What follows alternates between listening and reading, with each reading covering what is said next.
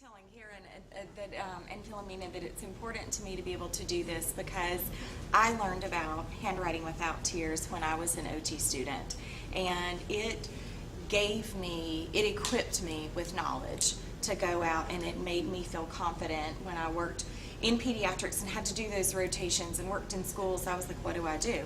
And it was one thing that I could go and pull from.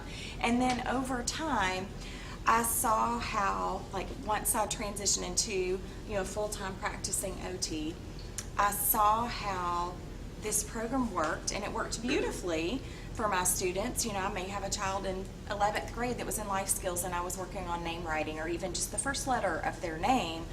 But the beauty of the program was such that because of the developmental structure, I could pinpoint a person's ability and performance level, take them there and work with them and facilitate that development beyond.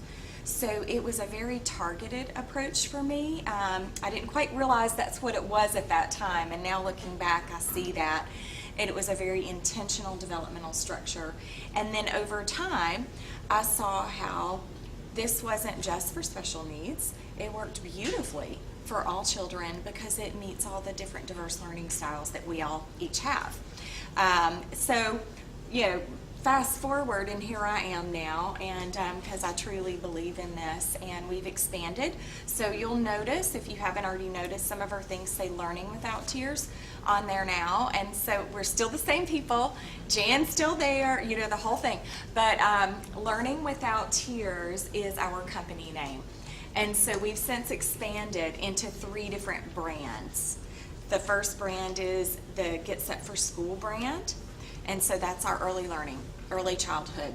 That is comprised, and I'll kind of go into it a little bit more, but you can actually see right there. Let's use my little handy thing, Get Set for School. That has the readiness in writing that some of you, I'm sure, are familiar with. That's what I call it, like the feeder line into Handwriting Without Tears, because it's the foundational skill development for writing. And then we've got numbers and math and language and literacy. So if any of you have any specific interest in that pre-K to talk about that, we can get more into that. Today's focus I have primarily on the handwriting piece that we'll go through. Now, a quick show. Any interest in cursive? Do we have any? Okay. Because I was gonna signature. Yep, I was gonna just talk through about how we teach cursive and things like that. I just want to make sure I'm meeting your needs and everything that you want to get here. So that takes me into Handwriting Without Tears. So Handwriting Without Tears, we have a new grade level this year. How many of you have seen the purple? Anybody seen the purple book, Kickstart Kindergarten?